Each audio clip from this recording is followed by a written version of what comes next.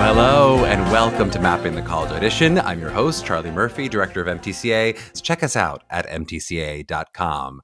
And today we welcome back Victoria Bussert, now representing Oberlin College, on the podcast for our final episode of season 4 of the pod.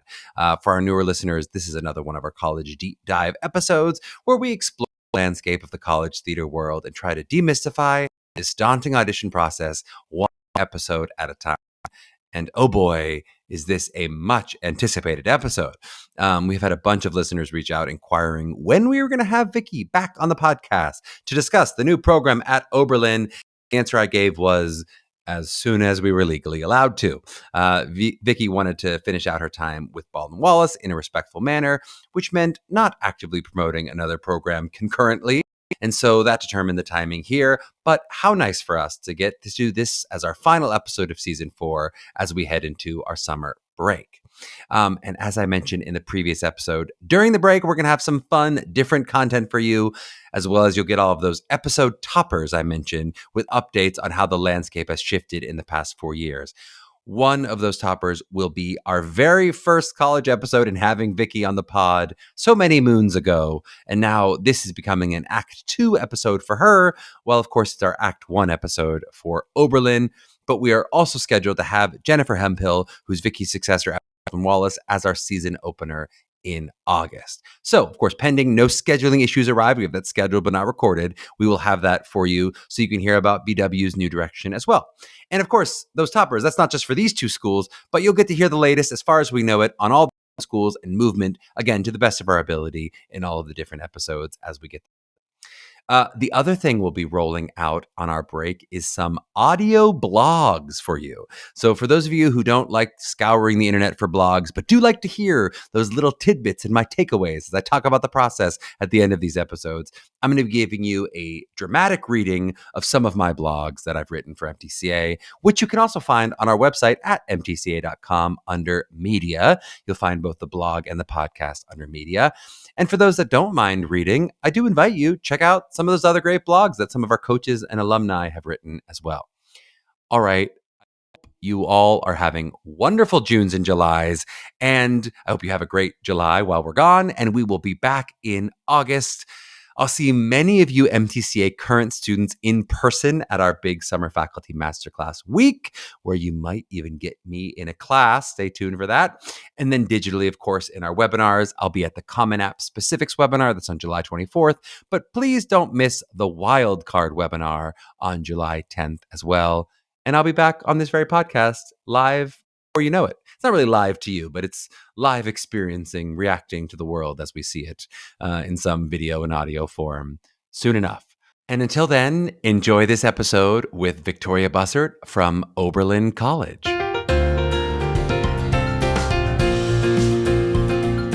Well, we are so excited to be welcoming back Victoria Bussert from Oberlin College. You've all heard the wonderful bio before. She's directed over 400 shows across 3 continents.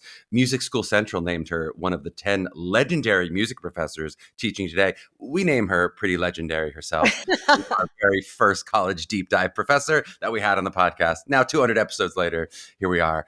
She ran the program at Baldwin Wallace University for 27 years and is now head of musical theater at Oberlin College, which is located in Oberlin, Ohio. They take about 20 students per class, and they're offering a brand new BM in music theater that we're going to dive deep into today.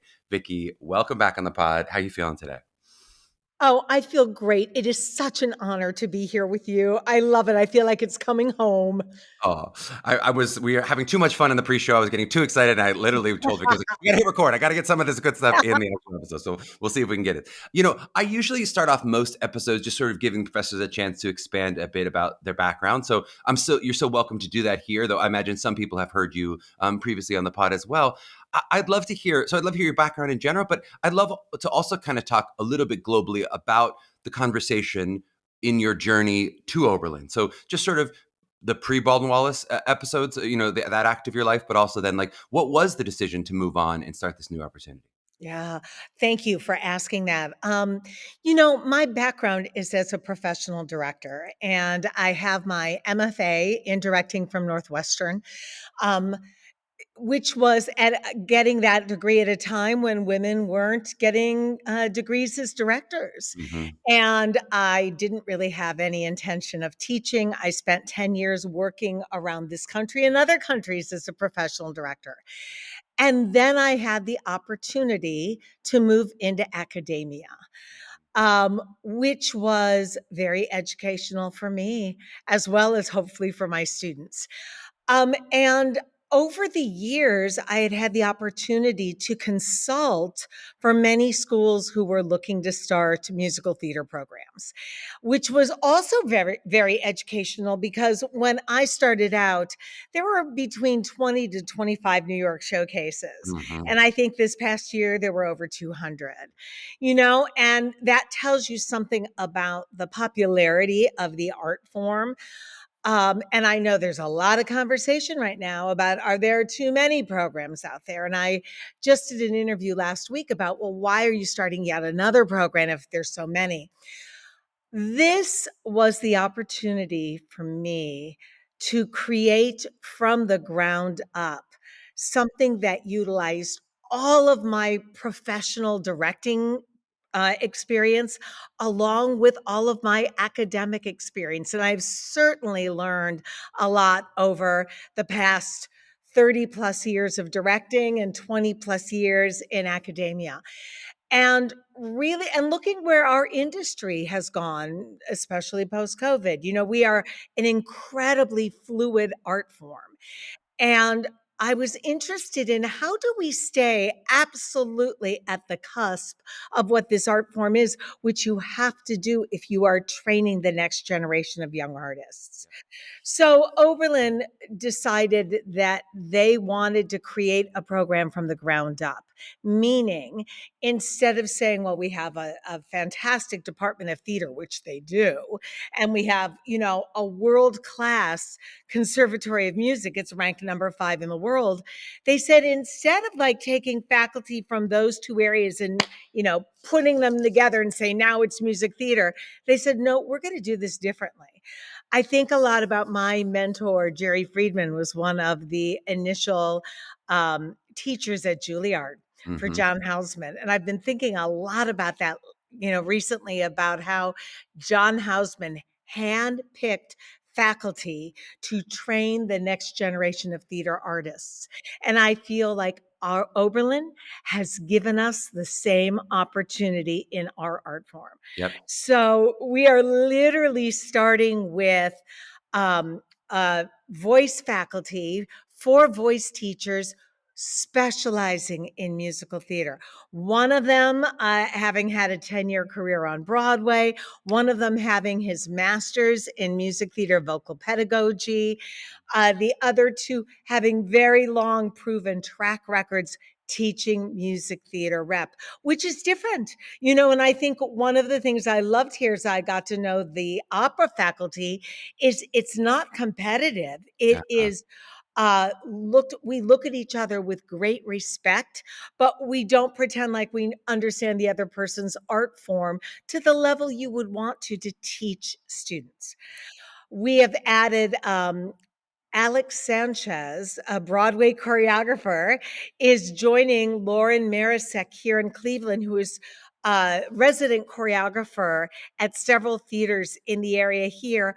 We have the two of them who have created a dance curriculum that involves every student dancing 5 days a week, all 4 years. Hmm. Everybody has a private voice lesson, an hour private voice lesson every week, all Hmm. 4 years.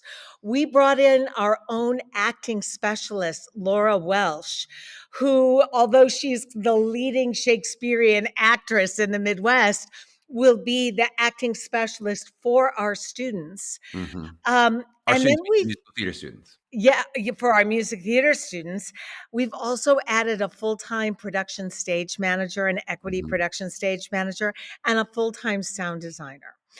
Um, Oberlin has built us a $10 million training facility for MT, Mhm. with our own 2 brand new dance studios, all of our offices, and our own little recording studio that can be we can set up to record in either of our dance studios. All of it brand new. I can't even go over and show you yet. There are so many workmen over there.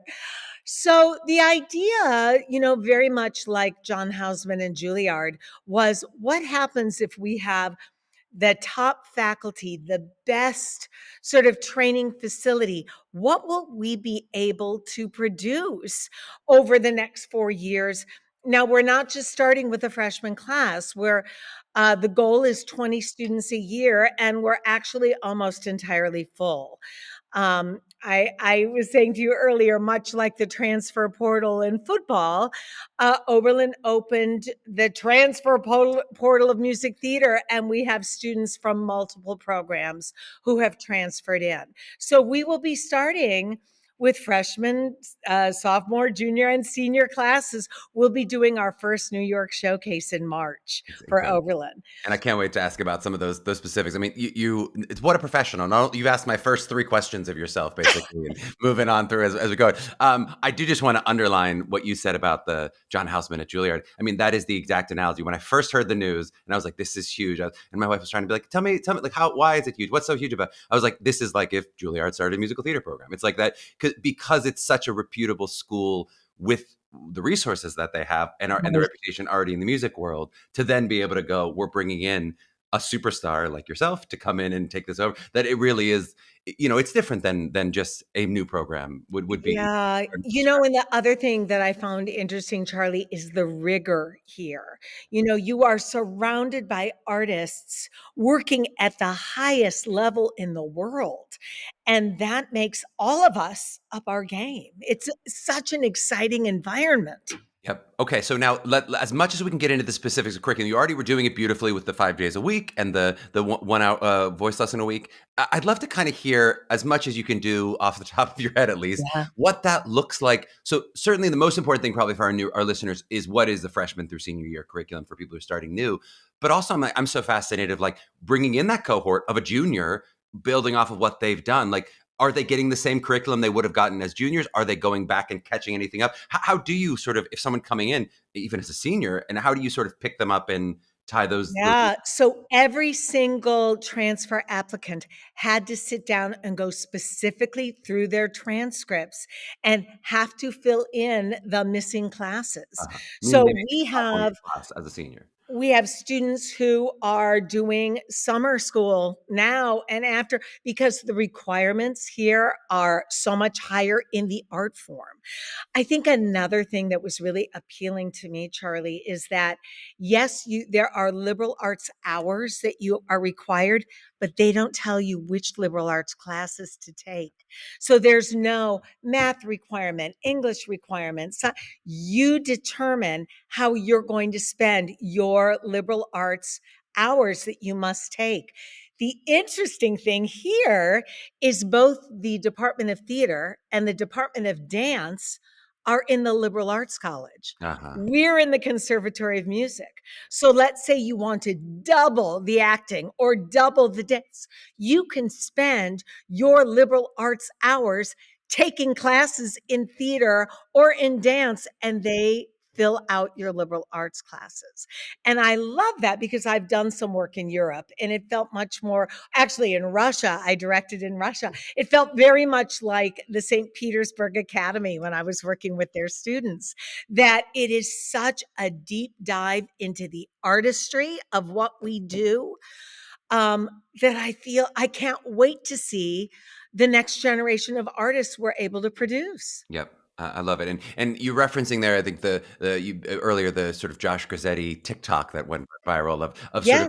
how many BFAs they are. And so in some ways, even though we're talking about BM, but we on this podcast call BFAs and BMs within the same world of Yes, professional absolutely. degrees. But that you're talking about the level of rigor that what you're trying to create is something that is above and beyond of just any program that sort of Yeah. in terms of how Yeah, and Oberlin has given us that opportunity to do that. I got to create the curriculum from scratch, from what I know. And of course, I'm still working as a professional director. So it's always adjusting your curriculum to the industry standards. That is critical because we are not going to rewrite, what the industry is demanding. What our job to do is to train our students at a level where they are able to financially support themselves as artists. I love it. And you gave a little hint of this in terms of the sliding scale of what it can be, but just from a global perspective of like, what do the credit hours look like in terms of let's call them the artistic, the required artistic, and then the liberal arts options in terms of if you Yeah. have a percentage or, and you mentioned, yes, could I take some of those liberal arts as additional artistic classes, right? But if I was interested in things like outside of if I wanted to have a minor, if I wanted to have some other academic studies, how does that look in terms of percentage of time I'm spending in the conservatory versus in artistic class in general versus in non-artistic class? Yeah, you're spending about 3/4 of your time in artistic conservatory classes. And I'm going to put music theory under artistic as well, I would as because well. these are skill sets that are critical. Even theater But history. again, that 25% you have left over, you determine. So let's say you actually have an MTCA grad Mhm. that is going to be a freshman here who is minoring in creative writing. The creative writing program at Oberlin is one of the most difficult programs to get into Uh-huh. anywhere. And she is going to be getting, Emerson is going to be getting a minor in creative writing. You can get a minor in anything here.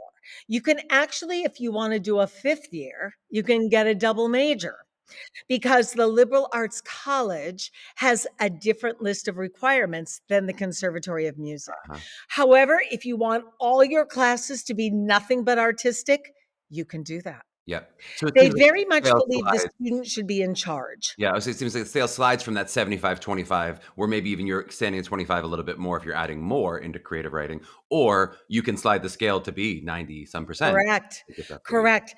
Nobody is going to say in the Conservatory of Music, you must take this, or except the requirements in the Conservatory of Music. I love it. Can we talk about the other thing you touched on, which I just think is so fascinating and kind of a unique opportunity to talk about this being a brand new program that has such established roots already. I just love to talk about like how does the transfer portal work in general? I mean, it's a question we get a lot. Sometimes just from newer families would be like, "Can I just transfer into a BFA as a Mm. junior?" And often the answer is literally yes, you can transfer, but it can be difficult with credits and it's a lot of work from the school perspective to go, are we calling that a comparable credit from a community college or from what in terms of Right. so So all of those credits had to be assessed by Oberlin, not by me. So what Oberlin did is they said, we are opening for this 1 year, we will open up sort of a transfer portal for anybody. And we have transfers from multiple schools. But yes, they still had to audition. yeah, They brother, still had you to, auditioned like quadruple the number of students in some way, maybe not quite quadruple, but you really were auditioning students across different years if all at I once. did not know them, they had to audition. If I knew them, I could use my knowledge of their performing skills. They still had to go through, a theory test. Yeah, They still have to go through sitting down individually, one by one, going through this is what can transfer, this is what you would have to make up. So we actually have one transfer from the opera department at Oberlin transferring over to musical theater yeah. because so it's transferred a million different ways that has created such an exciting student body in this area. And how much of that is now, I mean, I imagine that was a unique year in the first year, but how much of that is a process that would carry forward if eventually I attended a really good BFA program and I go, you know what, now I think I want Oberlin as a sophomore. Is that something that could be for future years, people be able to transfer in with the skills? Absolutely. But Charlie, I will say we are going to hold the number at 80 total in the So you'd program. have to lose a student for. I'm thrilled that I'm at a school that's like, we're holding firm there. We have 80 lockers in our new building. But, you know, even though we're sort of quadrupling the size of our permanent faculty from what I've experienced, the important thing is that we're not going to increase the size because we want the rigor of the training to serve the students. Not, there are so many great skills that one does gain going through a performing arts program.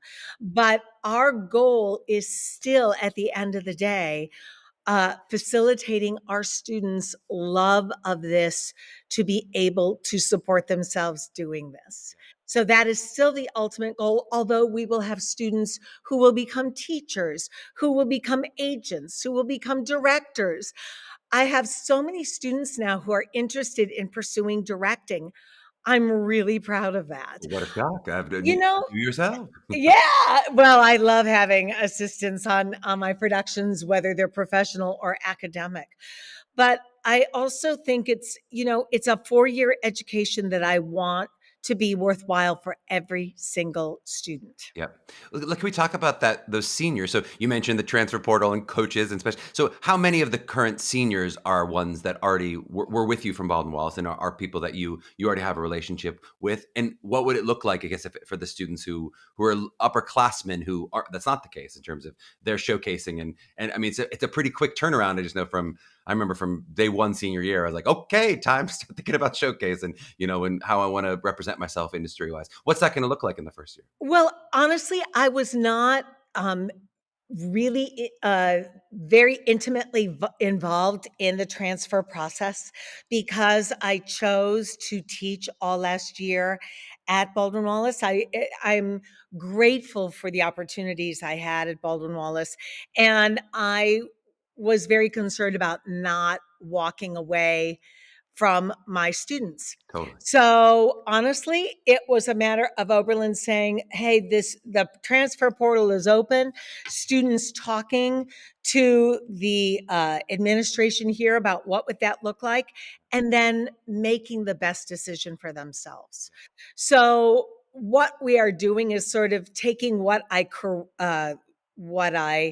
instigated as the initial curriculum 28 years ago and putting it on steroids. So because I am able to focus classes on this art form, we're able to do it at a very rigorous level. So the most important thing to me this entire year was everybody make the best decisions for themselves. We have students transferring in from other schools who lost an entire year and decided it was worth it to them.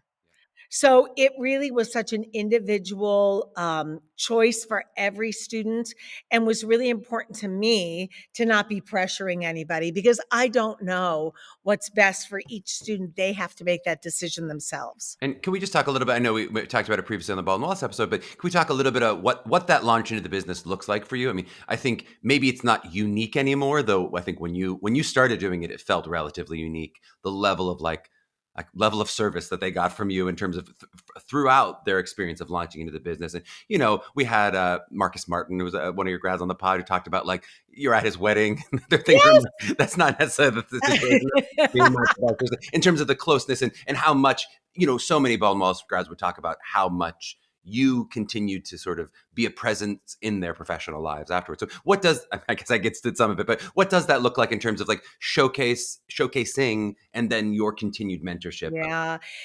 Charlie, I started my career out of Northwestern as a casting director.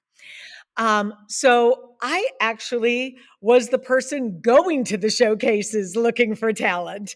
And, that was an interesting sort of its own kind of grad school experience where you spend a couple years literally watching showcases, Juilliard, Yale, NYU, and learning what is helpful to the industry and what is not. Mm-hmm. And that is a skill set that I'm thrilled that I had because it allowed me to develop my own way of showcasing my students that has proven to be, relatively successful in the industry.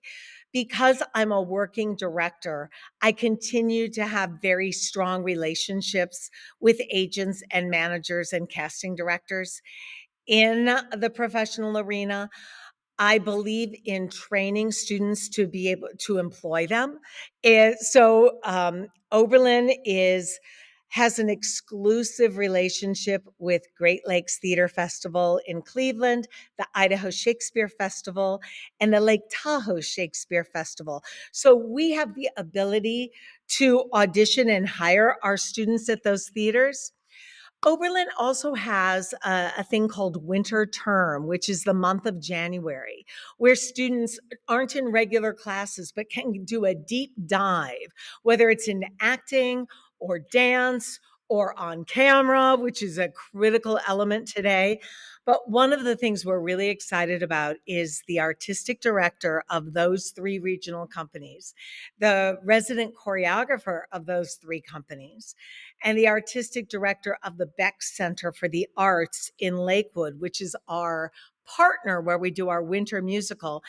Each one of those people will be working with our first year students for an entire week during winter term, almost like an extended week-long Mhm. audition, Mhm. so that those people who do the hiring will have a very solid idea of the first-year students and can watch them develop and be thinking in terms of how they can utilize them professionally.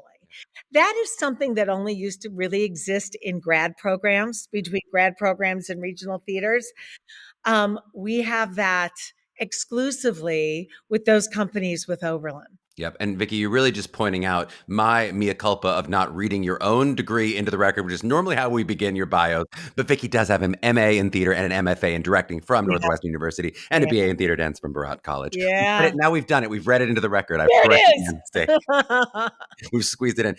Let's talk a little bit about discipline focus. So, as a BM, I think one might tend to assume is that mean we're a little bit more music focused of the musical theater versus other BFAs. Do we feel that seemed like that was true of Baldwin Wallace? Do we feel like that will carry on in Oberlin, that the compared to a sort of standard BFA, for what it's worth, whatever that characterization is, would there be a little bit more emphasis on the music of it all than there would be on the acting and the dance?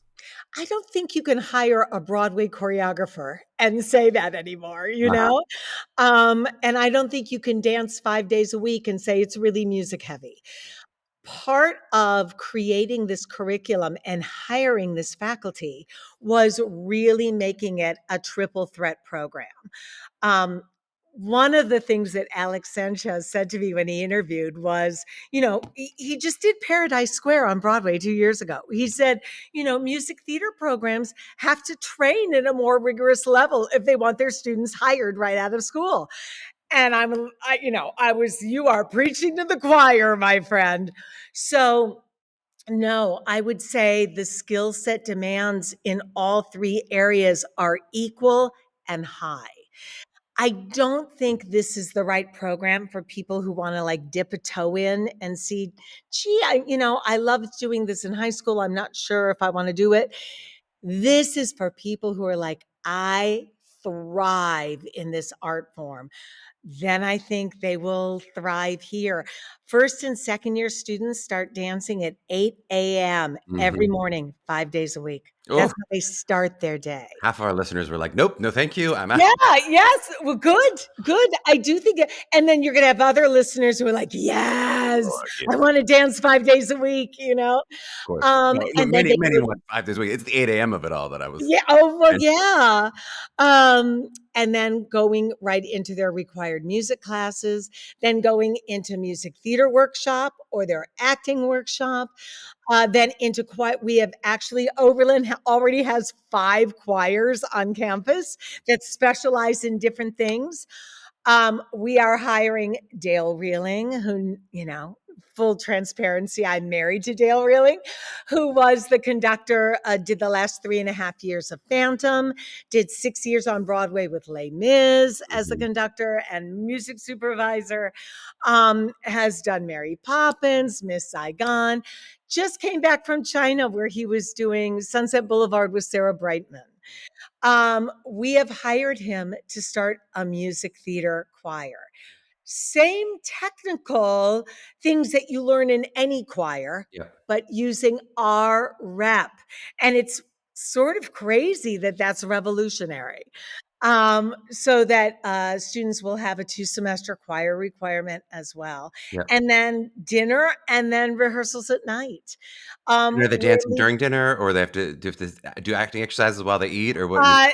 we tell them not to. Yeah, a little bit What's of a break. funny, Charlie, is they discovered here that they had to lock down the conservatory from midnight to 7 a.m. because people weren't going home. Yeah, they're not going to The sleep. instrumentalists were staying and practicing all night. Yeah, that's so funny. So again, the mindset Yeah. is so different and exciting. Yep. And it totally makes sense. And I appreciate the characterization of the sort of triple threat focus there. Well, it was just worth noting that in the BM of it all, even having 2 semesters of a choir requirement is not necessarily true of every BFA. I mean, again, there are some BFAs that would look very much like this if they're in the School of Yes. Music, but sometimes it'll be a little bit more acting based. I'd love to hear, just from an acting perspective, you mentioned Oberlin theater majors, that are existed in being housed in a different school. How do those interactions work between the students who might be interested in theater and musical theater when you talk about auditioning for shows, when you talk about sharing Yeah. any classes? How would that look? Auditions for everything are completely open. Mhm. So anybody in the school can audition. Auditions for the choir are completely open. We have our music theater workshop, our majors only. Again, because we know that 20 is the maximum. We're not going to have classes of 30 and 40 and pretend like there's time to really delve deeply into the material. For sure. We are hoping in the future to be able to offer classes for non-majors, but right now, as we're kicking things off, our faculty is very MT focused. Yep. It totally makes sense. I mean, I do think that can be nice for the non-majors, but I think there's not nothing, my weird double negative, but there's something that is taken away sometimes from the majors if there are too many non-majors in classes too. Well, Going, the thing "It is works then better you for have you." to level the class. It's one thing to level within these majors. It's another thing to level in a bigger population. Absolutely. And we want the focus to be, the students have come here for an intensity of education, and we want to be able to do that. We've made so many sports analogies on the pod, but it does feel like sometimes if you're on a basketball team and some people are working on, deep shooting threes and other people are working on dribbling, it's like that person who's working on dribbling isn't helping me develop in the same way that I. Okay, Charlie, since you brought up sports Hey, again, now let's go. I can't help myself, Vicky. I can't help it. one of the things that I've always wanted to do, because in my next life, I'm going to be an NFL coach. Oh my, Yes, I've already decided that. great. I love my brother is a world ranked tennis player, Hmm. and I was brought up in an athletic home in an athletic mindset, and I very much believe the crossover between an artist and an athlete Yes, in terms of preparing your yes, mind. the psychology of it. So, yes. So, one of the things that I've been able to add here is our senior class will first semester be training with the football team on Fridays. Get out of town. They will be doing the Friday workouts with the football team. I want them in that environment. Yeah. And second semester, we have hired their sports psychologists Yes. to work directly with our seniors prepping for showcase. Yes. So I want to continue my exploration because I saw it growing up. I saw it growing up in a household with a world ranked tennis player, how that mental preparation can really be used in the arts. So, a lot of people talk about, well, nice and I'm going to quote Sondheim and say nice is different than good. Hmm. So I absolutely believe in kindness Yes. in training, but I believe in rigor as well. Absolutely. Um, That's so, I mean, this is the kind of concept I've talked about so many times with friends and certainly some of the podcast. That's the first time I've heard it codified into curriculum. That's so, because oh yeah. I've said on other interviews when I've been interviewed on podcasts, I think one of the things that I have learned from almost 20 years of this process, it feels like now when I step back from it, such a percentage of a student's success is the psychology, is the being able to walk in a room and share their talents. Like, to work on your skill set and grow as in terms of what those talents are, of course is important. But that I knew from the beginning, the number of students, you can never tell who, the game day players are who walk in there and can really showcase themselves and maybe even step up, be a little better than they were in the rehearsal. And then there's others who go, when the game time comes, whatever the mental block that doesn't allow them to share their true self, it's the equivalent of, showing up and getting the yips or whatever in a sports experience. That like, I think that's such a huge part of this experience, and I've never heard that codified in curriculum. Well, Charlie, here's the other thing that I believe in. The Olympics is once every 4 years. Showcase is once every 4 years. You prepare the same way. You want some inspiration? Go watch the Olympics. Yes. How do you prepare for that 1 or 2 weeks, that 4 years? And that's not about, oh, you can do better. It's you want to train with people who will push you. You don't want to be afraid of that. Competition in the right way is the best possible thing. Listening to an interview with Simone Biles, it's like you want to be around people who will support and push you. That is what we are creating here. I love it. So, as a family of 80 students and 12 faculty and administrative staff, we are going to support one another along every step of those 4 years as if we are training for an Olympics. Because what Showcase really is a launch pad. It's a way of, here's where I am, and I'm launching into the industry. And if I can launch and have an agent or a manager want to sign me post Showcase, I am not alone in this industry. And that, for me, is really important because I know the difference it makes in the trajectory of a career. For sure. And how isolated it is. Yeah, I mean, the other Olympics thing, I think we do this before on the pod, but just the other Olympics thing is having the process for that psychology. You watch them on the sidelines running through their routines. What was that guy, the pommel horse guy who was doing this? But yes. Yes. That's when you watch professional actions, I'll see people in the room just sort of like gabbing. And like, for some people, actually, that could be for them. They're like, but I'm like, do you have a process? Is this what you need before you walk in the room? Because that you're about to go in and do your routine. Like you are about to go in and this is it. This is your Olympics. Yeah. Yeah, and we could spend another 3 hours talking about this. Now you got me going on sports and art. I've been resisting my takeaways being too sport heavy recently. Oh, I am so about sports and art. And here's the flip side of it is the football coach. When I first met with him in January, he was a little bit like, "Oh, you're a lot of energy." But he's also like, our football players can't wait to see the shows. Yes. Yep. It's that kind of like, we shouldn't have this separation. Yes. And to be in, the thing about Fridays, and I did not know this, I should have known this for my next career, is Fridays tend to be a lighter workout day because of Saturday. Yep. But still to be around that mentality and that energy. Yep. And I said, listen, we'll come do the national anthem for you. We're going to be there cheering. Yep. One of our sophomores is going to be on the team. I've never been prouder. That's so funny. That's so funny. Well, you lead me perfectly to. I'd love to talk a little. We talked a little academics, but I'd love to talk a little campus life stuff. So, what does an Oberlin, for people who aren't studying sports, what does Oberlin's football team look like? What does the campus life look like? What is the Greek life? What is the sort of experience of like what an Oberlin student is outside of the theater program? Okay, nobody comes to Oberlin to be drafted into the NFL. So these are like neuroscience who love playing football in high school. So I'm going to preface that. But they're still training for it, right? I mean, they don't take it any less seriously. It's just not where their lives are going to go when they acknowledge that. Oberlin does not have Greek life. So there are no sororities or fraternities. Everyone is required to live on campus. This stunningly beautiful, what looks to me like a mini Northwestern or a mini Ivy League school, this gorgeous, gorgeous campus built around Tappan Square, this beautiful sort of small central park. Community is incredibly important here. There are 500 performances a year on campus. The only dark night are Mondays. So if you are, the arts are the top priority here. If you thrive around artists, you can go to a performance of something every single night except Mondays. Having that kind of energy and that kind of priority,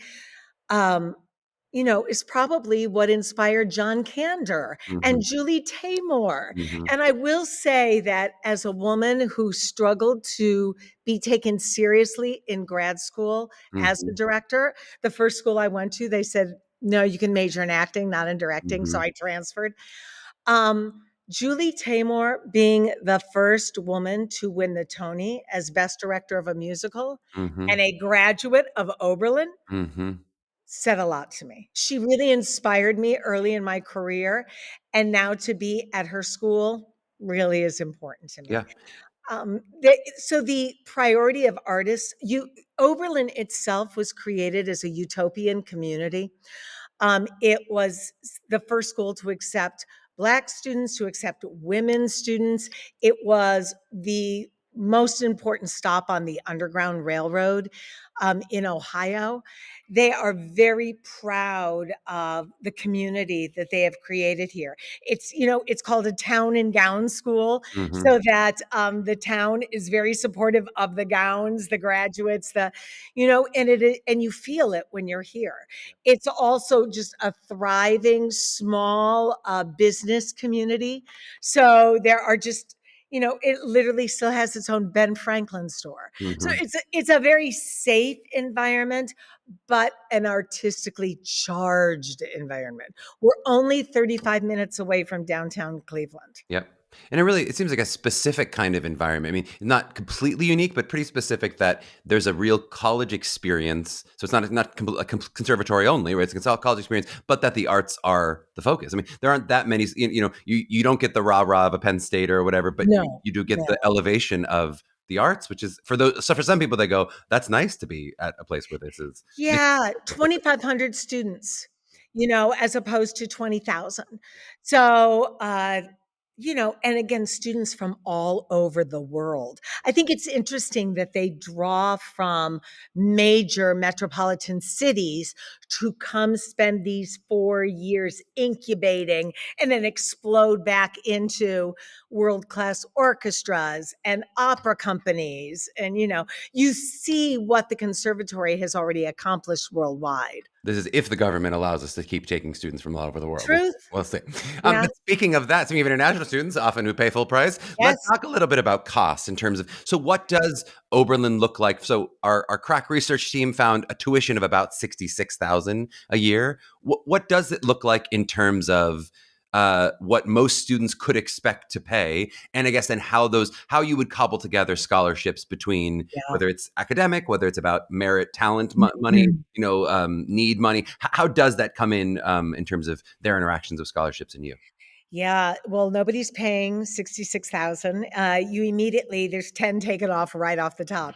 Mhm. However, in terms of scholarshiping, Oberlin is a required meets full proven need school. So They we will have meet all proven needs. If you have need, they will meet it. it there are forms you fill out for proven need, but we have students who are not only, scholarshiped in terms of their training, but their living expenses as Mhm. well. So it runs the entire gamut. Um, and what they do is they look at, the financial aid forms and they come up with a number, and then there is merit scholarship available on top of that. Yeah. And how does I know in your previous stop there was more of a you had a kind of pool of money that you had flexibility to play with and it could come in and out. Is there still some flexibility from your end in terms of how you're able to offer scholarships, or is it more regimented now? The scholarshiping does not go through me. It goes through admissions. So it is what is important. It is not, I'm not going to say it's an inexpensive program. It is not. But I would say, Charlie, it is high value for what you pay. So there is a trade-off with that, the number of faculty, the number of opportunities, the level of performance is at a level that does cost more. However, having higher ed be affordable to families is really important to Oberlin. So it is all done case by case basis. I love it. My last question before we take a little break and then get into the auditions and admissions of it all. I'd love to just hear a little bit of, you've just done this I guess at least 20 times, maybe a little bit more in terms of the sophomores, juniors, et cetera. What is the sort of pitch in terms of why someone ends up signing on the dotted line? Let's say with many of our MTCA students, some who are in this freshman class of Oberlin and some who are in the upper classes as well, if they've gotten into some other really competitive schools, what is, and maybe they're sitting there going, tell me why Oberlin. Maybe I'm a little nervous because it's new, and what is that going to mean, and what's it going to look like in those first couple of years, and am I a guinea pig? And if they're having those concerns, what is your sort of pitch to go, hey, here, this is why these students did to choose to sign on the dotted line? This is a faculty with combined 50 years Broadway experience, 50 years academic experience. It's not a new program. It's a new relationship. And it's a relationship where we are pooling all of our Broadway and academic knowledge and putting it toward these 20 students per class. So, to me, the idea, it's not, there's no guinea pig sort of involved because we've all been doing this. We just have resources to do it in a brand new level, at a new level of rigor, in an atmosphere of extraordinary support and excitement. I will be excited that these first year's MTCA students can come back and tell you what is going on here, because the idea was to create something that's never existed in music theater training. I mean, when you think that music theater training in higher ed has only been around since 1968, and so many times it is cobbling together of what already exists. Right.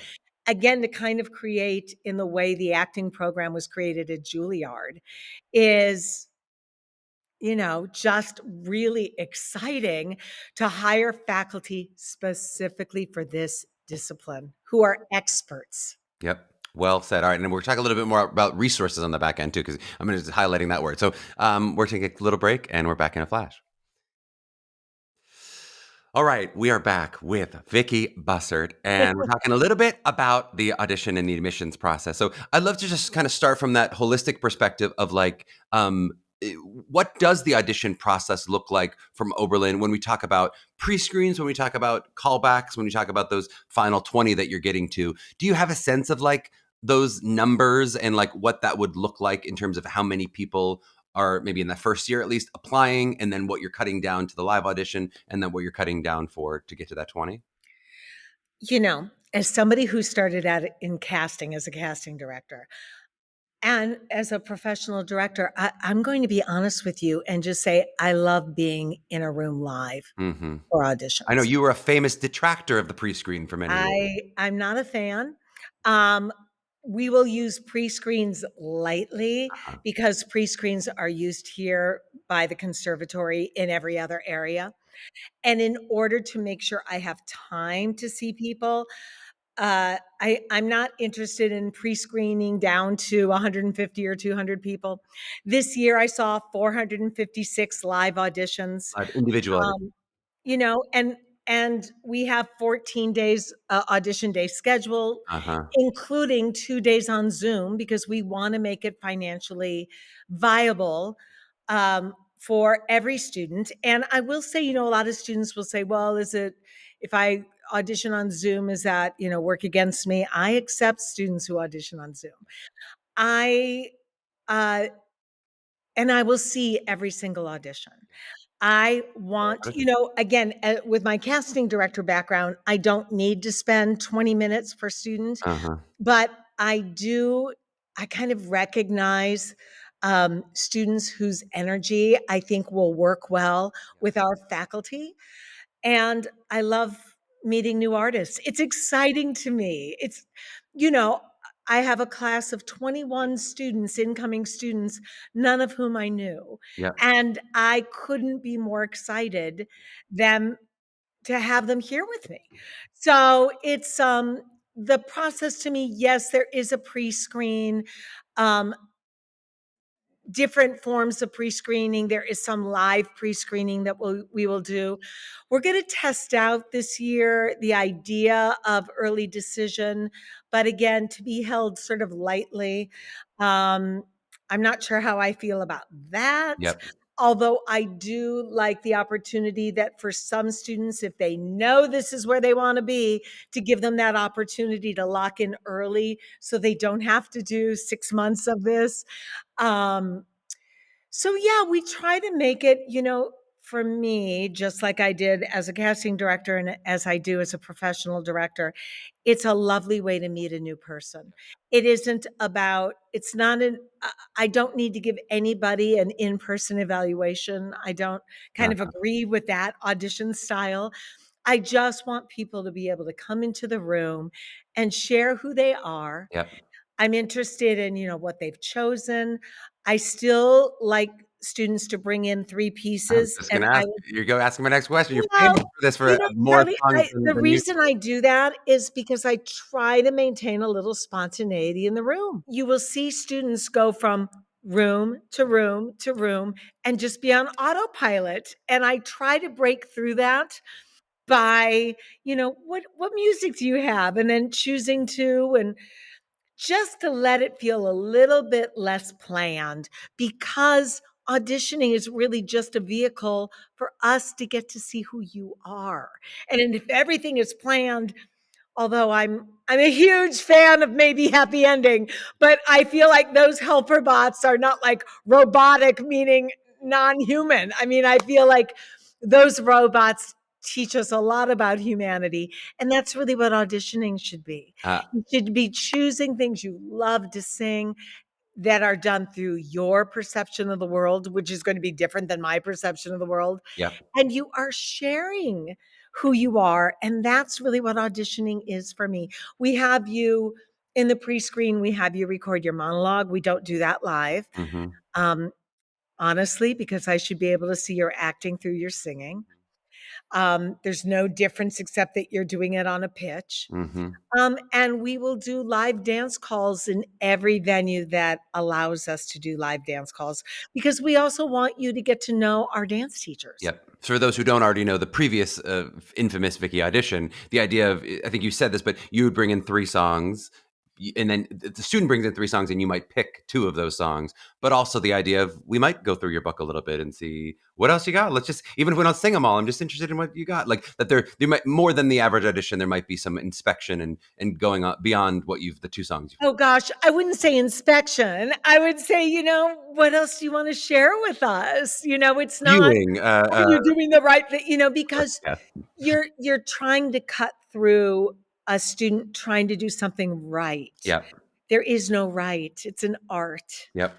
Well, So it's how can you allow yourself to just be present in the room? We're gonna breathe the same air. We're gonna, say hi like human beings. yep. Well, as you're narrowing down, of the 456, I imagine you like a decent chunk of those students. As you're narrowing down sort of your yeses into what will actually be the first 20 students, like what are the biggest factors as you're sort of between all the ones that you go, these are some great auditions. What makes you want to make someone an Oberlin student, right?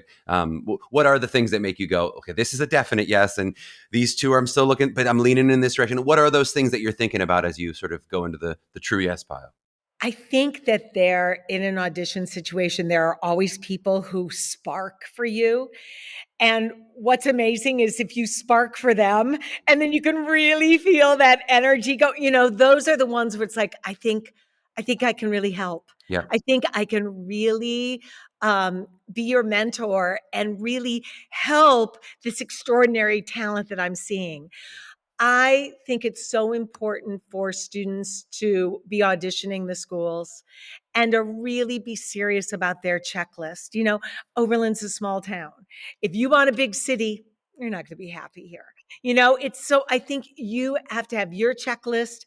And then we have our checklist in terms of, what they're sharing and their excitement about the material that they've chosen, their preparation. Something as simple as, did you read the script? Hmm. You know why the character sings here as opposed to speaking? How are you then perceiving that? How are you putting that into how you're going to share the song? These are all like things that get us excited about you and hopefully get you excited about sharing what you're doing. I love it. If anybody walks in with an instrument, I guarantee you I'm going to have them play it. Heck And I yeah. don't care what the instrument is. I'm a cellist. I want all of the arts, And it's like, if you design the clothes you're wearing that day, tell me about them. I mean, you're looking for people who are willing to be sort of fearless in the world Uh-huh. and who want to continue to grow and thrive. You don't want to go to school where you're just going to like hold steady. Yep. And I think one of the things that is, let's say you're an incredible singer and you're nervous about dance, make sure you're going to a strong dance school. Yep. You've got to work on the things you don't do well. That requires a certain fearlessness. Yep. And we can see that in a dance call, right? It's, you've got the people who hide in the back and the people who are like out there doing it, no matter what it is. Hmm. It's come to me. Let's do it. Let's do it wherever you are. Well, I had that exact question written down when you mentioned, the skill sets are equal and high in terms of the training at Oberlin. How does that interact in terms of being admitted? I imagine you're not admitting only people who are quote unquote triple threats, meaning that they're. Oh, no, no. How does that interact as you sort of look at putting together a class talent wise and what level they have to be at? Do they have to be really strong in one of them? Do they have to be strong on two of the three? Is there some version, or is it sort of unique to the individual? Yeah, I don't have like a number ranking system or any of that sort of it's an art, and I think again, Charlie, having done 10,000 auditions when I was the casting director, I don't think of it that way. I think of people who make me excited. It's kind of like the thing where, you're supposed to be clearing out your closet and you hold a shirt and it's like, does this spark joy? Right. I feel Marie audition. Kondoing your students is what you're telling There me. it is. It's like, you can feel it. You can feel it when there's joy in the room and excitement, and they visit campus and they feel they can thrive in this environment. I feel like it's so much more like that as opposed to, oh, there are 5 singing and a 3. No, But just sort of say that just because we heard, hey, I'm dancing 5 days a week and the level of dance is high, doesn't mean that if I'm not an advanced dancer, I'm not necessarily appropriate for Oberlin. Oh, I think it's the exact opposite. Dancing 5 days a week means if you're not a dancer at all, we're going to be able to move you up to a level where you're going to be comfortable going to a mover's call. That's the goal. What fun would it be if everybody came in, oh, you're all 5s across the board. Go work. Yeah. Totally. What about the academic side of things? So how does it work with academics for Oberlin in terms of like the timing of the applications? When you see students, have they already been admitted academically? How does it work then with, how the interaction to the ultimate yes happens with the Office of Admissions? So again, because we're the conservatory, if you were to double degree, so if you wanted to double degree with the liberal arts college, you would have a different set of expectations academically. Academics You could get into the conservatory, but not necessarily get in with that creative writing degree if they wanted. Correct. If you wanted to double major, yeah. So the thing is with the conservatory, it's not a deal breaker. Yeah, low academic. The conservatory understands that young artists, their grades may not look the same as other grades. So what they do, if they see that academically your grades have not been at a certain level, they interview you and you talk to them. And I think I had 3 students who were in that situation this year, and they passed all 3 of them because they said, we understand. They were very, clear about why these grades were at this time, what was going on in their lives. And it's such a personal kind of investment. I love that. And are you interacting with parts of the academic application? Do you read the essays? Do you read letters of rec? Or are you just looking at the auditions?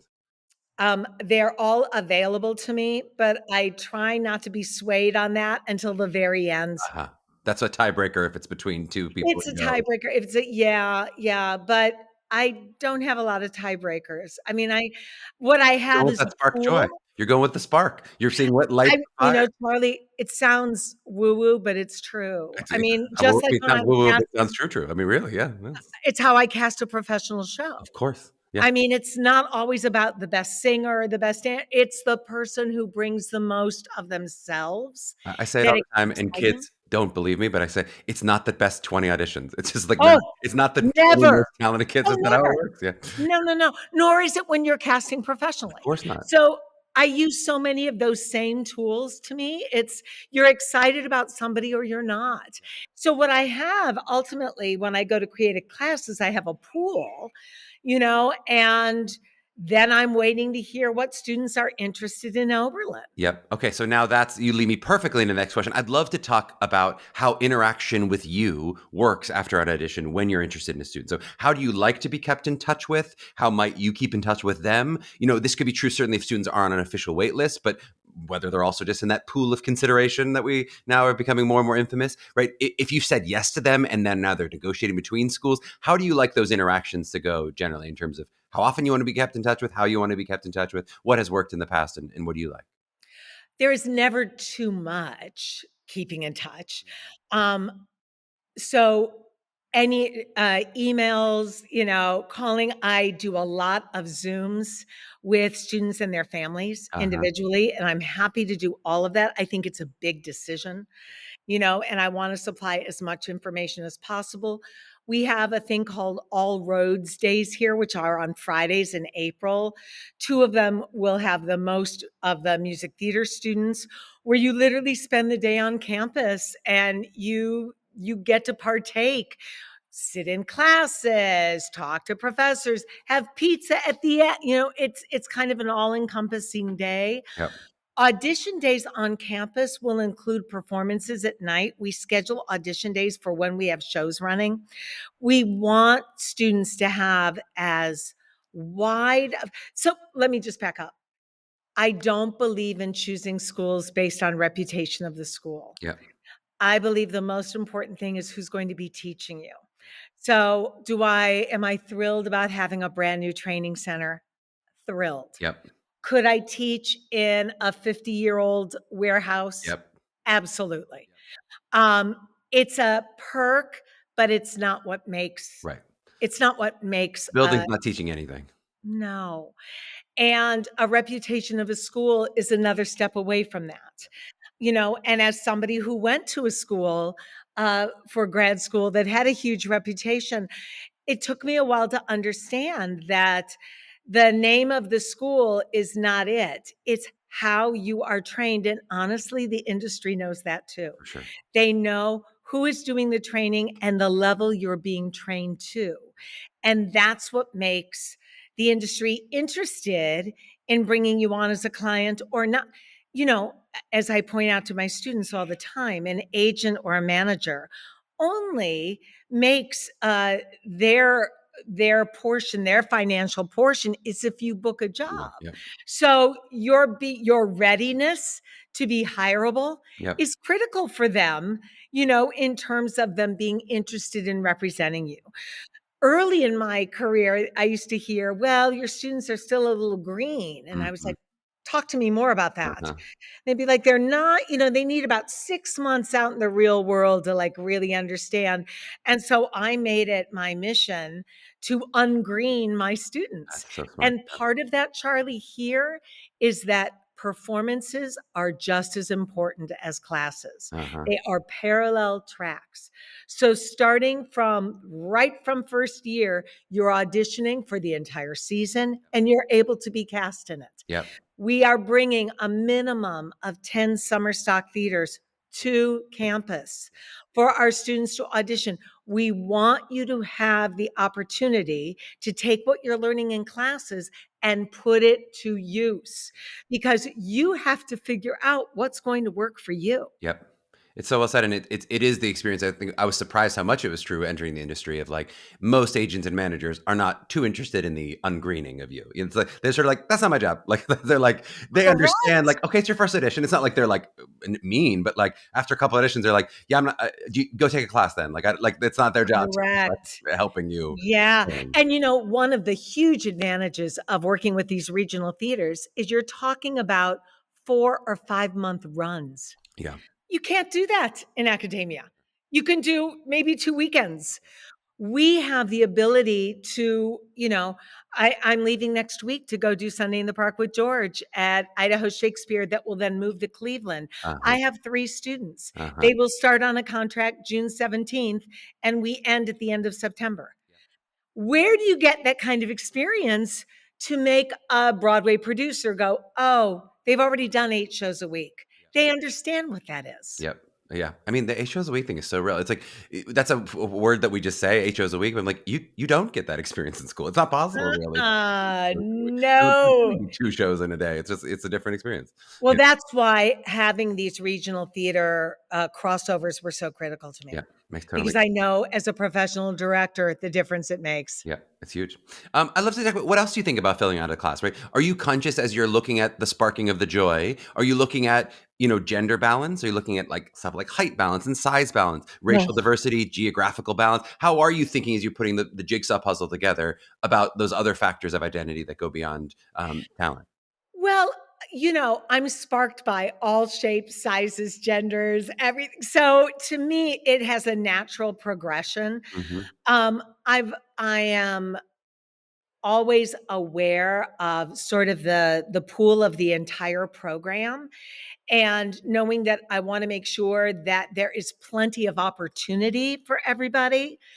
Um, but it's I'm more interested in the individual artists. Our incoming class happens to be male heavy, Hmm. which in music theater is A rarity. unusual.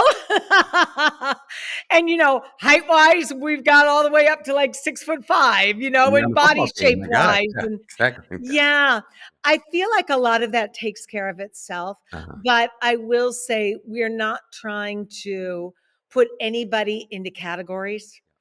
And it's important that artists feel like they can fully express who they are.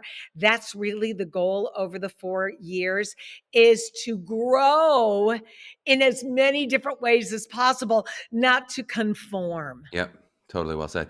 I love to. I sort of jotted this down as a question of, I've always had the experience anytime I move apartments that it's like this like wonderful experience for me of like I get to rethink about how I live my life now. I'm like, how Yeah. do I organize my room? How do I do things differently? How do Yeah. I kind of just wonder if like, you know, as you look at an audition process that you've done now for 20, you're saying 27, we had 27, I don't know if it's 28 or whatever, what the right number is, but this specific college audition process, is there something you feel like now just getting to look at it from a different perspective or from a fresh perspective, the outside, is there stuff that you feel like you've learned, or are there things that you go, all right, now I think I might want to shift and adjust and change this as we move forward? Like what has that experience been stepping into in a new apartment as you audition process?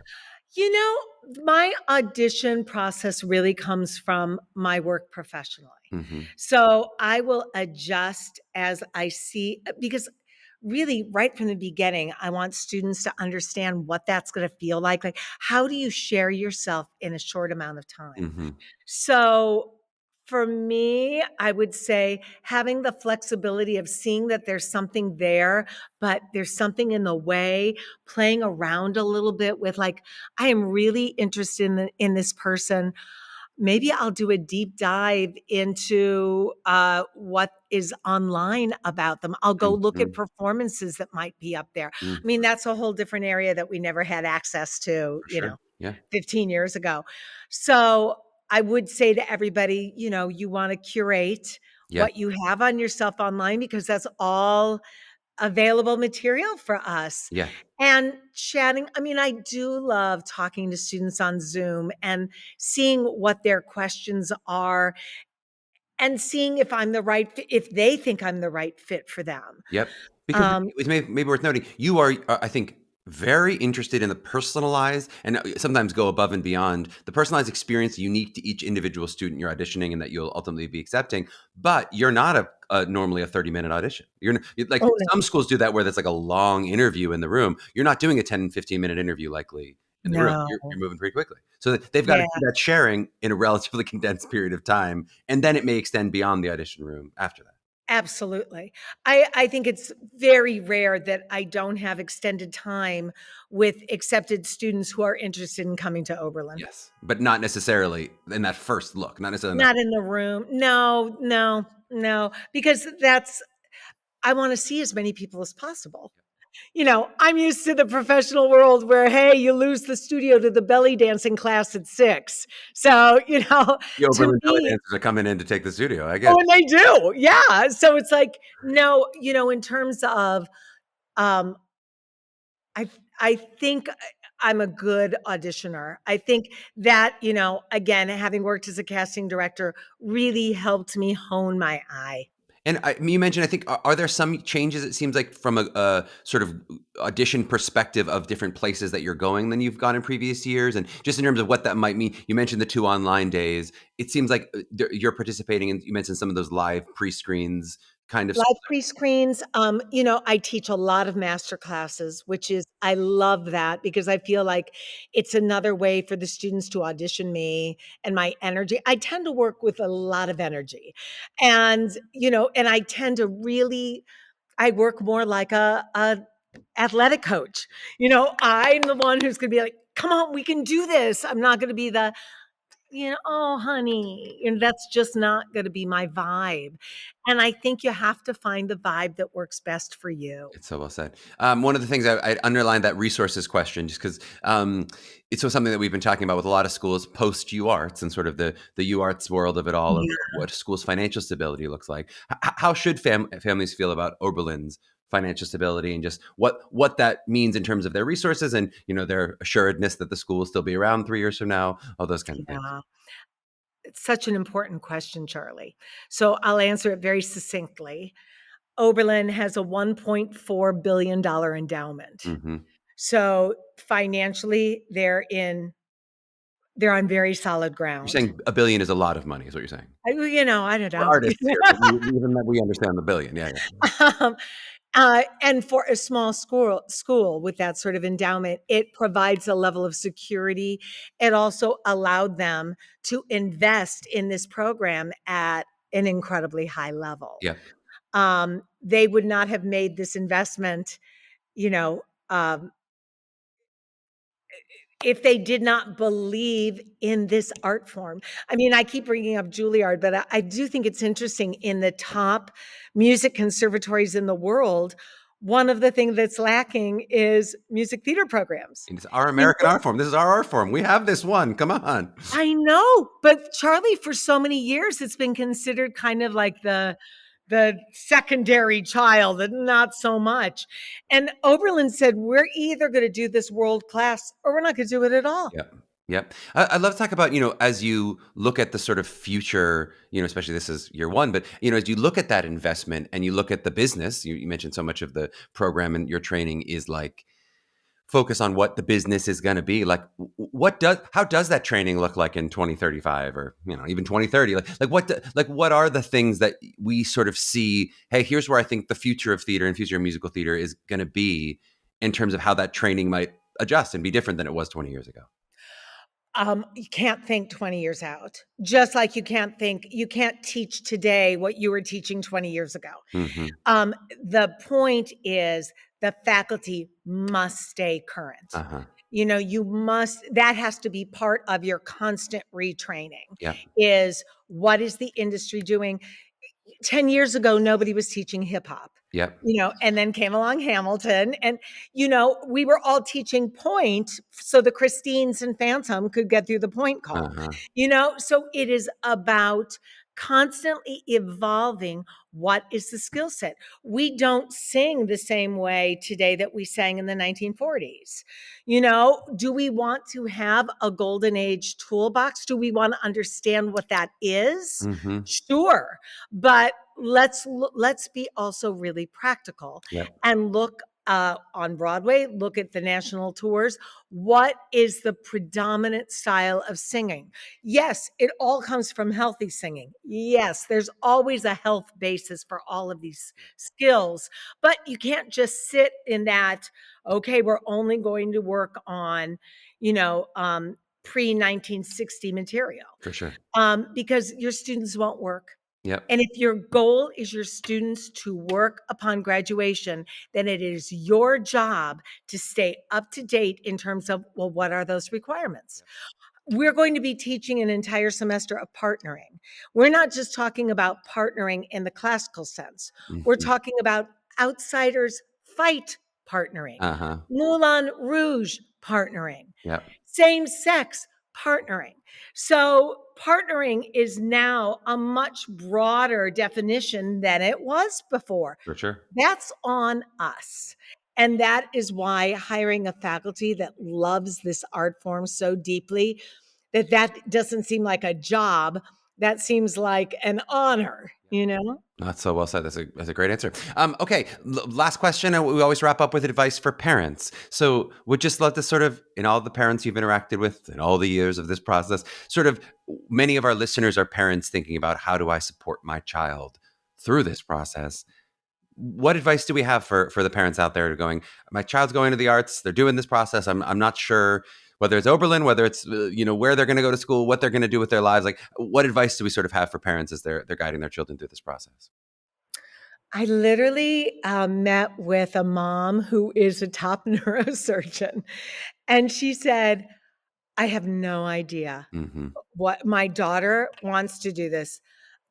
I don't know, and I said, listen, your job as a parent is to be the soft landing. You're the support system. Your child is going to be out there, making themselves available in a way that can seem scary and exciting. And you're the person who, after the audition, says, good for you. Mm-hmm. You did the audition. Mm-hmm. You don't have to be their acting coach. It's better if you're not. Mm-hmm. You are the support system that, because how many auditions are all artists going to go through Phew. in their lifetimes? And the vast majority you're not going to get. This is where I'm like, my Kobe Bryant kind of comes in. It's like you pick yourself up and you keep going. And the parent is the one going, good for you. Yep. Or let's go get some ice cream. It's like the parent helps provide the perspective of life outside of this, Yep.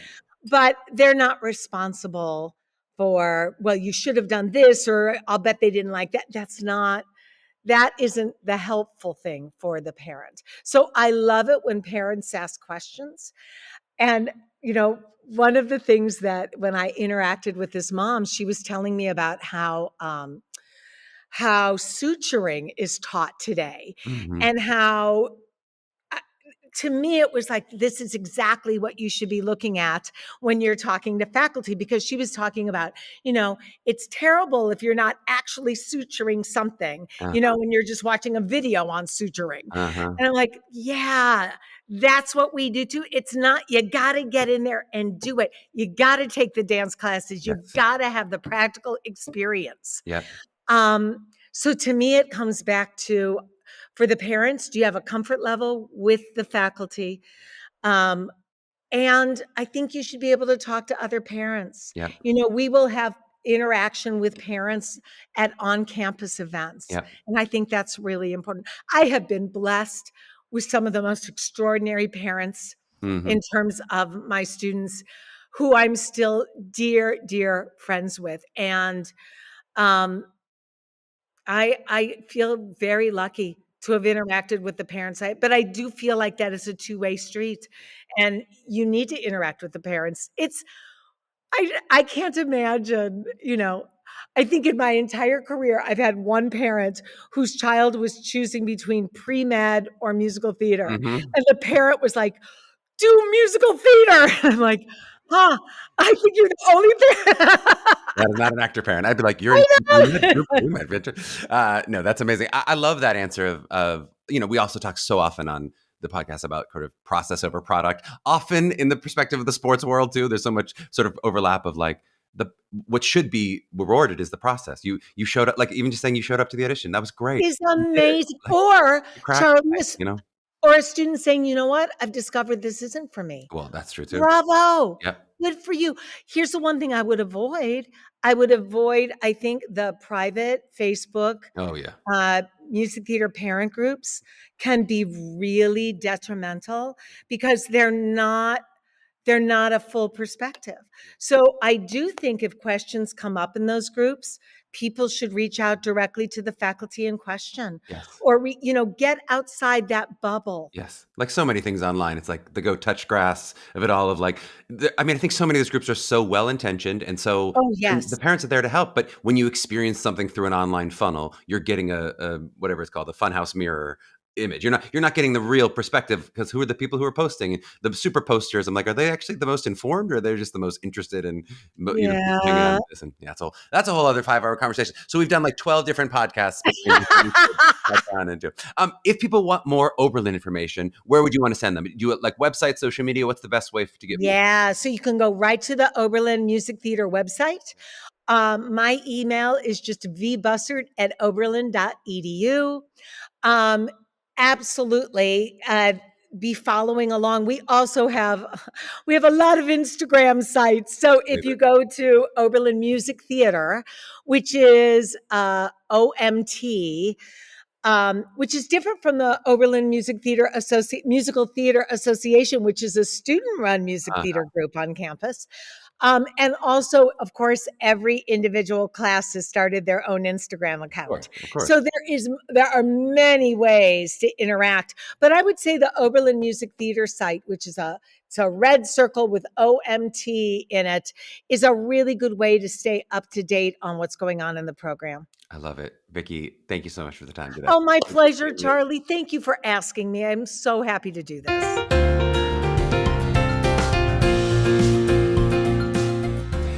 Yes.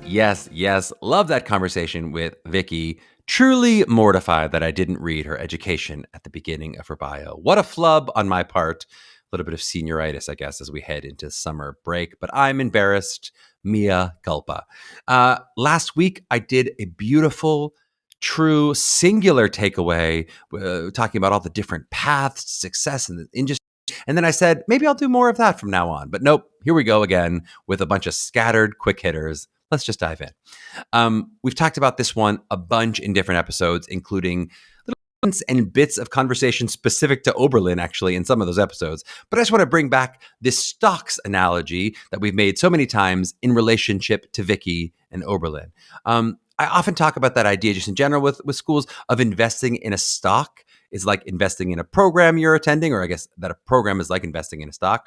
Especially relevant, I think, when it comes to newer versus those more established programs in this analogy, right? That newer programs like newer stocks often have more risk and volatility, but potentially have a lot of upside and a lot of growth potential, right? If you catch a new program at the right time, or in the stock analogy, it's like catching that at a good price, right? You can ride the wave of its popularity, and that carries you forward into the career, right? And of course, the flip side of that too, where a stock starts off well, but then falls down, like the tragedy of UArts, that you have that negative side of things too, right? And the benefits then of also like really established programs can mean a lot of security. I don't know why I always use like Apple stock. For somehow that's the one that I think of as like, that's really secure. But those stock people out there can tell me if that's actually the right analogy there in the stock of it all. But the idea of like Apple's not going to go way up or way down because it's been around for a while. It's generally gone up. We know it's going to do pretty well. If that analogy is true. But basically that idea of going a really established program, it's got years, it's not likely to take a huge tumble or hugely soar up from where it is because you know what it is, right? And I say all that in the Oberlin conversation just to say, as I'm sure you can tell from this episode and in general MTCA's relationship with Vicki for over a decade now, we are obviously big fans of her. I mean, she was one of the very first teachers to do master classes and private auditions with us. And we have been mutual fans, I think, for a long time. So just a bit of full disclosure bias that when I'm talking about Vicki and Oberlin, that I'm a big fan, right? And I think you'll hear from what I say in the episode, I do not think, in my professional opinion, that a bet on Vicki and a bet on Oberlin is the same as a bet on any new program starting out, right? I think it's a much better bet. You're going to hear that, right?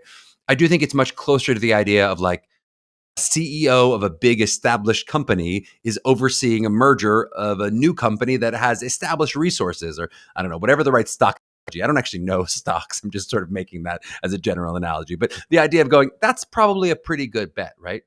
But that said, there is still some level of inherent risk anytime you're talking about a newer program, no matter how certain you are of the upside, which again, I think there's a lot of upside, right? If you're going in with your eyes wide open, you just want to know what you're signing up for. Oberlin, of course, has a fantastic reputation in the music world, but it does not have an established reputation in the musical theater world. That program didn't exist until now. And while Vicki's reputation and track record is excellent, that doesn't necessarily give you 100% guarantee that all of the success that she manifested at BW is going to replicate itself. Again, I think it's a good bet, but just to be fair in the way you should be thinking about this as listeners, I want to make sure you're going in with all of the information. And I'll say the stock analogy, part of the reason I bring it up, it's particularly true in those first few years of the new program from a volatility perspective, right? Vicky was really candid about the fact that there may not be the same kind of class cohesion for some of those transfer students, given that she hand select all of them the way she might for all of the incoming classes at a new program moving forward, right? And also the idea that they haven't spent 4 full years together. It is a different experience than you're going to have for people who have spent 4 full years together, right? And the same is true when you talk about showcasing perspective, which it might be true at any newer school. There's more volatility than you're going to experience at a Carnegie Mellon showcase when you talk about a new program. Now, you could make the argument that those first few classes will get even more attention with all the eyeballs on them, curious as to the excitement of what Oberlin could be. I won't disagree with that opinion, but it is definitely different than a more established program. And to be honest, the whole industry isn't glued to the college world the way we all are, right? In terms of like updates of what's going on, right? It often takes a few years for them to recognize what a good new program is. So for the few years on the resume, there may be some work of establishing that reputation when it comes to stuff like casting directors and directors for people who know personally or who aren't super in to the college landscape. Again, none of that is to detract from the excitement about Oberlin, which I have a lot of personally. I think you can feel some of my excitement. I just want to make sure that I'm clear in like what you're investing your hard-earned money and your 4 years of life into when you talk about this particular stock, right? You want to have a sense of the upsides and also the potential downsides involved in what is a newer program, even if you might look at this program differently than most brand new programs starting from scratch. To that point, have you all been waiting for my take on the Josh Grizzetti TikTok at all? Like 4 different people sent it to me immediately within the first 30 minutes of that thing going up. But I knew I had this episode coming up where we mentioned it. So I've been saving my take, which is not to say actually that I have any particular hot takes there, but I'll give you my general thoughts. I mean, I think Josh is generally a really smart thinker in this space. And I also do recognize that he's being a bit, I'll call it algorithmic. He's being a bit algorithmic with the way he plays with the level of controversy in the take. I do think generally, I try to give all takes with a grain of salt, which is not good for the algorithm. I know it's the more controversial, the better. But Josh had a really good point in the idea of the expanding number of BFAs means that it does potentially change the nature of what a BFA is exactly or what it means. Can you really say it is pre-professional training if there aren't enough job for all the graduates to get, right? Vicky talked about it. There were 200 showcases now, and there used to be 20, however many years ago. I forget what number exactly she used, right? Does that change the nature of exactly what a showcase is? Sure, I think it does, right? And I think it's fair to point out, hey, there is a difference here. There's a quantitative and then therefore qualitative difference here in both of those cases when you talk about the number of programs and the programs that showcase. But I think our regular listeners will not be surprised that I don't think a measure of success BFA program is necessarily in getting students employed as professional actors. I do think that should be the program's stated goals. I think they should hold themselves accountable to those standards that their actors are employable when graduating. I think that's really important. But I also just think when I look at it holistically, when I look at all of our students, many of whom have had really successful careers in this industry, and many of whom have had hugely successful careers in other industries, I'm just such a big believer that a BFA in 2025 is just such fabulous life training that I'm generally a fan of it, regardless of if that person ends up being a professional performer for their whole life. So I guess that's my version of a hot take is that just generally right about the concept, but it actually doesn't bother me that some students' paths might involve a BFA and then another direction in life, right? I've just seen too many versions of happy, successful people who don't ultimately end up in the arts or only in the arts, but are glad that their artistic training was part of their professional life and really benefited from that BFA. Which, I guess, to turn the little bit, it parlays me a bit into that conversation about rigor that Becky brought up. I just want to underline that word rigor and just say how much I love it. Rigor. It's a great word, right? It's a word that was really popular when I was going to school and I was auditioning for school. And I think for a period, schools kind of shied away from it for of sounding like they were going to be too hard on their students, right? There was that cliched idea of like a drama school being too hard on their students and it's going to cause a breakdown, from like the movie Fame or whatever, right? Which, of course, nobody on the podcast is going to support a program being too hard or not taking care of their students. But like so many things in life, finding that balance of effort and ease is essential. I love all the innovations in the wellness space, and you've heard a lot of them talked about on the podcast. And I think it's really helpful for us to understand how essential wellness is to the success of a performer. But we all know that can't stand in for the hard work and effort needed to be successful in this industry. And really, in any industry that is as competitive as this industry is, it's going to take hard work. We talk about it with athletics, and certainly it's true in the artistic world. You have to be somebody who loves the work and is able to do it in a healthy, sustainable way. But you just can't replace the hard work and important it is to find that rigor, right? And I think more and more of our students in 2025 now recognize that and are once again really looking for a school that talks about rigor, or at least talks about it in some way, and pushing them to be their best self. I just don't think it has to be one or the other. I don't think it's about making a choice between rigor and wellness, right? You can even make the argument that self-care is a version of rigor in the discipline of what it is to take care of your instrument and prioritizing that for yourself. But I'll just say in general, I'm definitely a fan of programs who will talk about rigor if they're trying to turn out industry-ready professionals, since I do think that is what it takes to succeed in this industry, on top of all the other things like the talent and the luck and all the other things you need to succeed. You need to be able to work hard and you need to want to work hard. Okay, just a few more quick hitters, and then we're going to wrap this season. I just wanted to say in general, that transfer conversation, I thought it was really interesting. I was excited about that conversation because the unique situation Oberlin was in, but I think a bit atypical, right? Not only in the idea of the transfer portal and taking all those students at once, that's certainly atypical, but even in that idea Vicky was talking about really of comparable credits, that can be a part of schools' processes for sure, and it can happen. But I just want to be clear that you shouldn't expect that this is typical and that it's realistic that you would come in as a junior at a competitive BFA program, short of having some kind of pre-existing relationship with the program head or some kind of extenuating circumstance that happened, like in the UART situation, right? That's not to say, again, where there aren't instances where it happens. It does happen, but it's just not standard or expected across BFA schools the way that be across athletic departments with the transfer portal.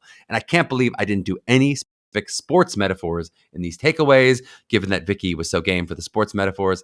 I'm off my game, people. I'm off my game.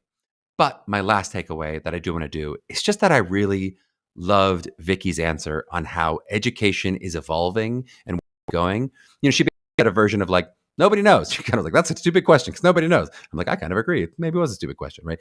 But her basic, you got to stay current. That's what's important, is that you got to keep your ear to the ground and you got to stay current. I just think it's like so honest and refreshing and like generally comforting to me when I hear someone be able to articulate that and say a version of, I don't know, right? You'll often hear faculty members, Q&As, talk about stuff like the future and stuff like AI as if they know what that's going to mean for the future of theater or the future of work in general. And my feeling almost always is like, we really don't, right? If I could play back for you some of the stuff my professors talked about and how sure they were when they talk about theater and technology and how they integrate together somehow in the future of theater, some of which I actually think turned out to be totally true, some of which turned out to be completely wrong, and then somewhere in between in kind of unpredictable ways. Like, maybe it sort of happens sometimes when you talk about stuff like these like live capture video streams that you sometimes see in the middle of the shows, but these have not become like the thing that always happens in the middle of a Broadway musical. But the short answer is nobody knows, and you can't train for 10 years in the future. You have to train for the now and also be open and flexible to adapt when changes come. So I really like that answer a lot. I also liked this a lot, and it comes to an end as we wrap this episode of season 4 of Mapping the College Audition, produced by Cordier and Kelly Prendergast, with social work by Jordan Rice. Our theme song is written and performed by Will Reynolds, along with the talented and beautiful Elizabeth Stanley. You can follow us at Mapping the College Audition on Instagram and follow MTCA on all social media platforms. You can write us ratings and reviews wherever you find your podcasts, and you can check us out at mtca.com for all you need with your individual college prep needs, whatever those are. Also, if you want to send us thoughts and suggestions for season 5 go beyond just a rating and review or social media comment, feel free to write us at mailbag@mappingthecollegeaudition.com. That's mailbag@mappingthecollegeaudition.com with thoughts, questions, things you'd want us to on the show, or just general fan mail. To my young artists out there mapping their journeys, please trust that you are enough for the right program, exactly as you are right now. Now keep striving with rigor. We'll catch you next season.